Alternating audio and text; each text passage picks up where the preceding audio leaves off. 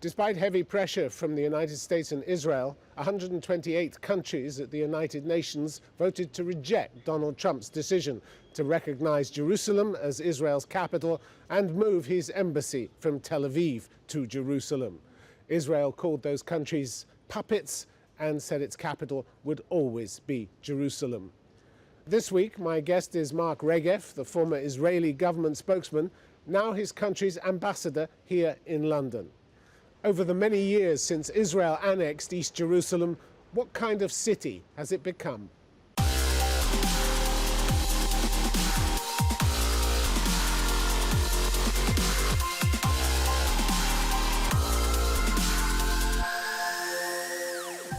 Mark Regev, welcome to Conflict Zone. Thanks for having me. 128 countries rejected the US decision to move its embassy from Tel Aviv to Jerusalem. Your ambassador at the United Nations labeled those 128 countries puppets, and your government called the UN a house of lies. What benefit do these insults bring you? The truth is, the UN has a pattern of historic bias against my country, and it's not unusual that you get these massive majorities against Israel.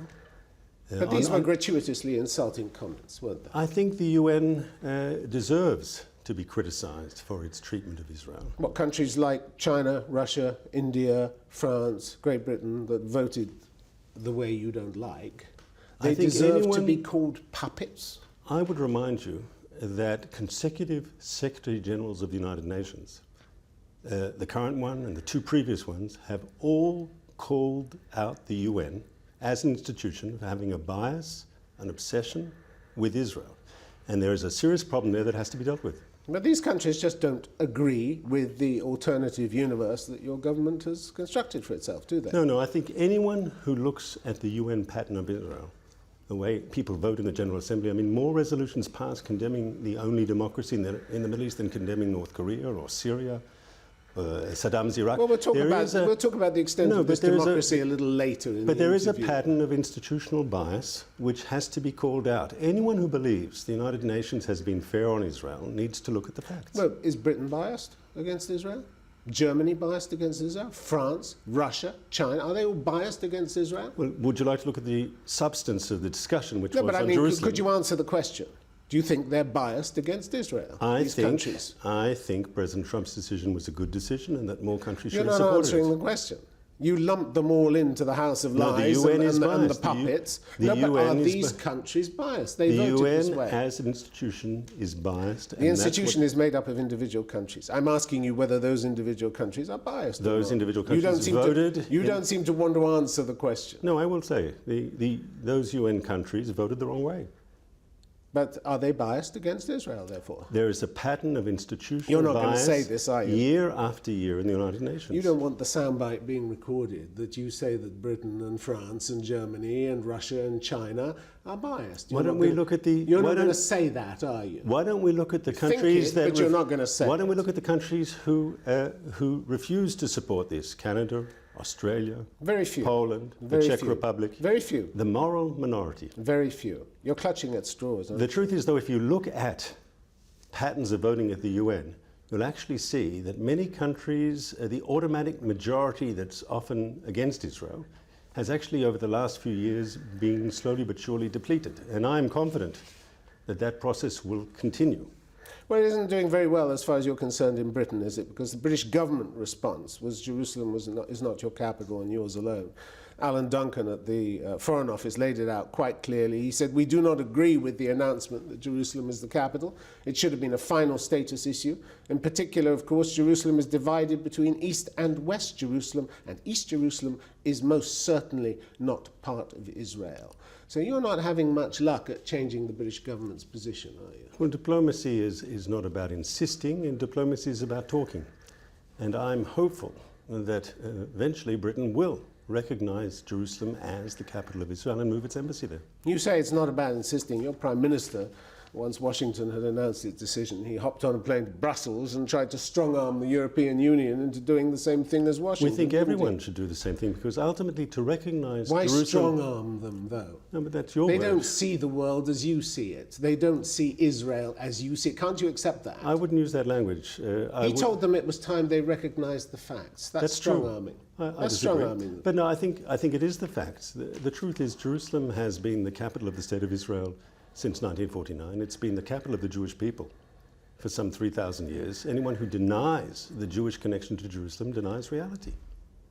Yeah, and there have been a lot of unpleasant realities that have been worth denying over the years. But there's nothing unpleasant about Jerusalem being the capital of Israel. It's a city that we cherish. Well, Alan Duncan said it quite clearly, didn't he? He said, it's not your capital.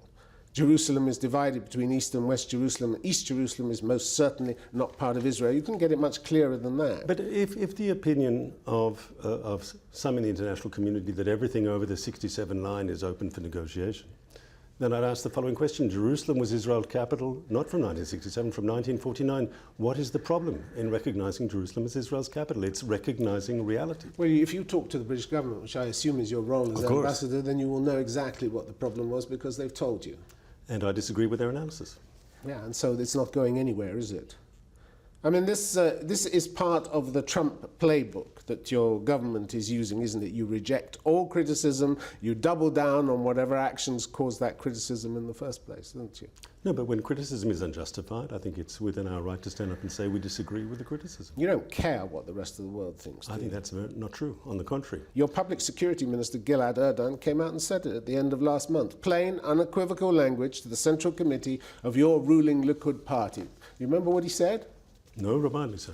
Well, it's good that I can inform you of one or two things. We're telling the world it doesn't matter what the nations of the world say. The time has come to express our biblical right to the land. So that's it. The time for negotiation is over as far as your government's concerned. I would say the following. My Prime Minister is this week, as you know, in India on a historic trip. Which rejected Trump's move of the embassy? Last year he was in Latin America, in Africa, in Europe. We believe that Israel's case is strong, and we're making that case internationally. And I think you'll see more and more countries coming around to supporting the way Israel looks at things. So you're telling me you repudiate what the public security minister has said? Well, once again, if he's saying that we have a right... No, he's saying we're telling the world it doesn't matter what the nations of the world say. That makes your diplomacy rather useless, doesn't it? I think the most important thing... You don't care? I believe in the essential justice of my country's cause, of Israel's cause, and I will continue to make that case. It would be helpful if you talked with one voice then, wouldn't it? Instead of one minister going out publicly and saying, no, we're not interested in what the rest of the world If we say. had a system as in North Korea, we would speak in one voice. But as you know, Israel is a democracy. Our government's a coalition So government. you speak at diametrically opposed positions? I wouldn't overstate that, but I think anyone, as you know, who's covered Israeli politics, know that there's always a divergency of opinions in the Israeli political elite, which I suppose is healthy and is constructive. has been for some time. Correct. Like your former Attorney General, Michael Ben-Yair, who put it a few years back. When you're talking about Israel, he said, we enthusiastically chose to become a colonial society, ignoring international treaties, expropriating lands, transferring settlers from Israel to the occupied territories, engaging in theft and finding justification for all that activity. I suppose the only difference is... I'm very proud to live in a country where people can openly criticize government policy, a country where there is freedom of the press, of free trade unions, of free academic institutions. And I think, Tim, to be fair, I think Israel is the only Middle East country... You're not addressing the points I disagree. I'm addressing the crucial point, which is Israel is an open, free, tolerant, liberal, pluralistic society. And for all those things, I think my country should get a certain amount of credit. Daniel Seidemann, who's director of the group Terrestrial Jerusalem, they're examining what Jerusalem might look like under a two-state solution. He went even further. He said what was winked and nodded about before is now being acknowledged publicly. We, he means Israel, have no intention of sharing this land with anybody else except as a barely tolerated minority. So this is where you've got to. That's the future for the Palestinians, I disagree with that assessment, and that's not the position of the Israeli government. Perhaps you could explain how the position of the Israeli government squares with the notion of Israel's Declaration of Independence, which said, pledged to ensure complete equality of social and political rights to all its inhabitants, irrespective of religion, race or sex. You've never done that in 50 years. On the contrary, since Israel's independence in 1948, all Israeli citizens have equality under the law. I'm not talking about Israeli citizens. It doesn't say that. It says inhabitants of Israel, irrespective of religion, race or sex. That's 100% correct. All inhabitants of Israel have equality under the law, and I'm proud to say that I live in the only country which guarantees legal equality under the law. That's why you have consistently refused to address the glaring discrimination against Israeli Arabs that successive reports, both from your own government commissions and from your friends at the US State Department, have highlighted.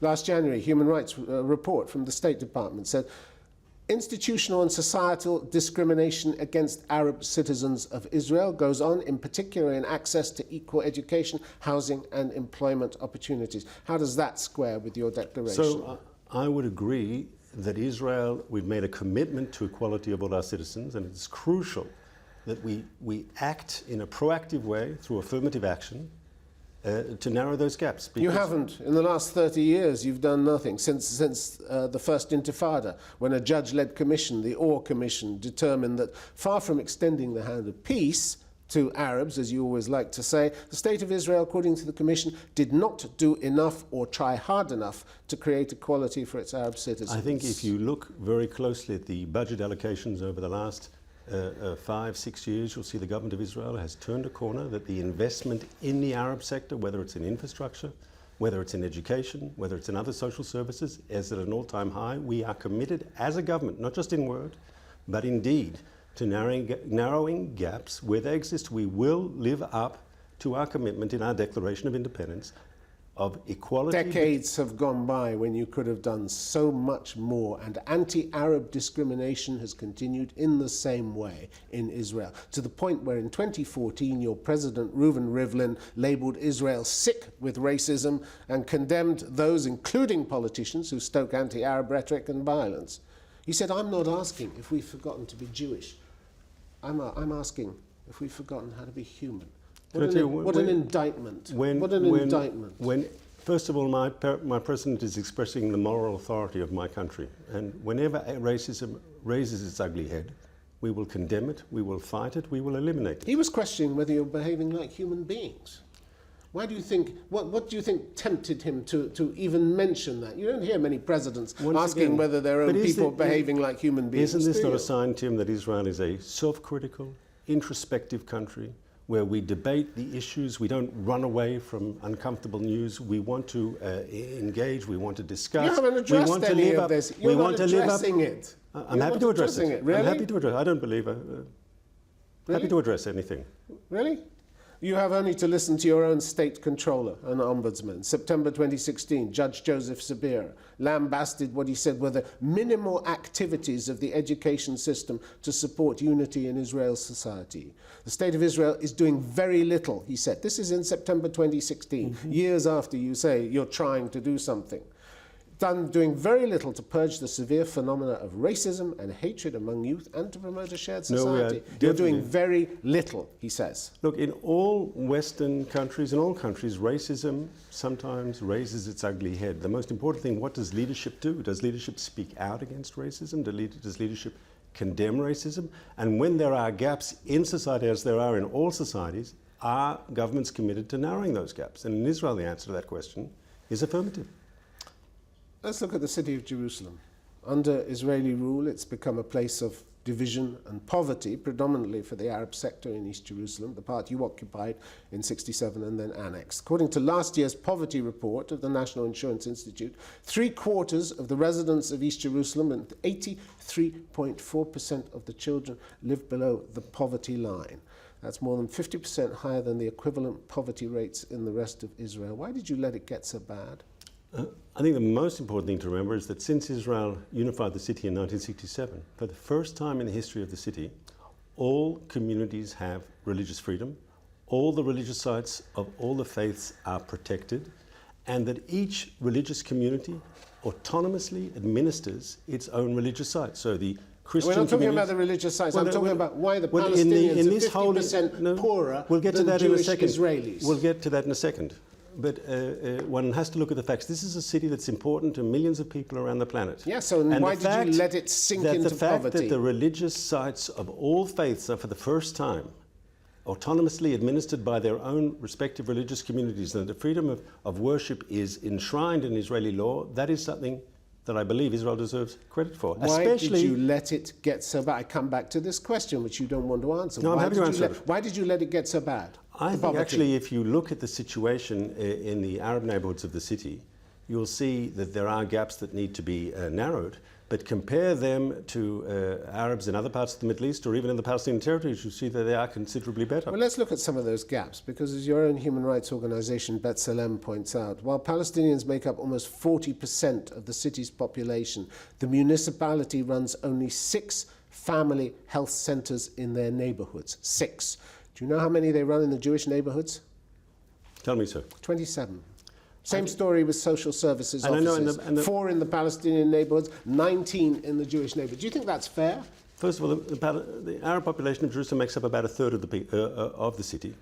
And it's important, I think, that Arab Jerusalemites receive the same services as do as everyone else in the city does. Well, they pay taxes, but they don't get them. They pay taxes, but they don't get them. I've heard directly from the mayor of Jerusalem, Nir Barkat. He said he's committed to narrowing those gaps. And I'd ask you once again to look at the trajectory. Is the municipal government of Jerusalem today investing more in the Arab sector in Jerusalem? And I think the answer is clearly yes. And as that trajectory continues, you'll see gaps narrowed, which is what we're committed to doing. Well, this is the mayor who in 2013 in the municipal elections only got just over 500 votes from a maximum of 157,000 Palestinians who could have voted for him. And surely that's a question that the Arab leadership... That's what they thought of his efforts. No, but let's be clear. If Arab residents of Jerusalem utilize the ability of the democracy and actually participated in municipal elections, maybe they'd have more political clout on the council to actually get the bread and butter issues that they desire. And maybe if you gave them full status and equal status with Israeli Jews, they would feel like having a stake in that society. The only status, as you know, the only status open to them in East Jerusalem is that of permanent residence, a status which confers far fewer rights than citizenship. Let's just stop for a moment. The Arabs of Jerusalem have full rights to vote in municipal elections. Not in national elections. Yes, but you were talking to me specifically. Your question was about the way the municipal government of Jerusalem hands out its resources. That was what your question was about. Surely the Palestinians, the Arab population of Jerusalem, would be doing itself a favour if it fully participated in the democratic process. They can't fully participate. Because they're intimidated by terrorist groups who intimidate people. You have not one shred of evidence to back that up. I beg to disagree, sir. Where's your evidence? Where's your evidence for that? Groups like Hamas, Islamic Jihad, and the other extremist groups are not known for being particularly tolerant about people who step out of line. That's not evidence. Well, let's say it's experience. Another set of restrictions on the Palestinians living in East Jerusalem is land. According to the Jerusalem Institute for Policy Research, the population density in Palestinian areas is almost double that of Jewish neighborhoods. Why? And why in these crowded neighborhoods do you continue to put Jewish settlers in? Some 2,800 settlers have moved into Palestinian neighborhoods. B'Tselem says the settler enclaves have made the lives of Palestinian residents unbearable, forcing them to contend with legal proceedings aimed at driving them from their homes, invasion of privacy and daily harassment. I don't accept that analysis. I accept that it's our duty as a government and the municipal government of Jerusalem to make sure that we are acting to narrow gaps where they exist. But you're not. This evidence No, I disagree.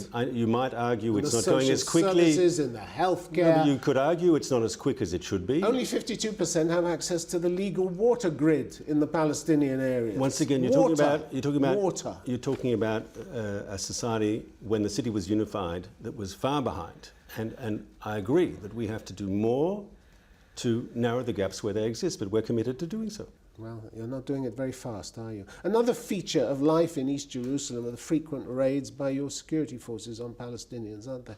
In the dead of night. One example, 3 months ago, the night of October 22nd, around 11:30 at night, hundreds of Israeli police, border police, special patrol units raided the Palestinian neighborhood of El Asawiya in East Jerusalem. According to B'Tselem, the forces entered dozens of homes, arrested 51 residents, including 26 youths between 15 and 17. They were forced to sign a declaration, a statement, apparently, of what they'd said, in Hebrew.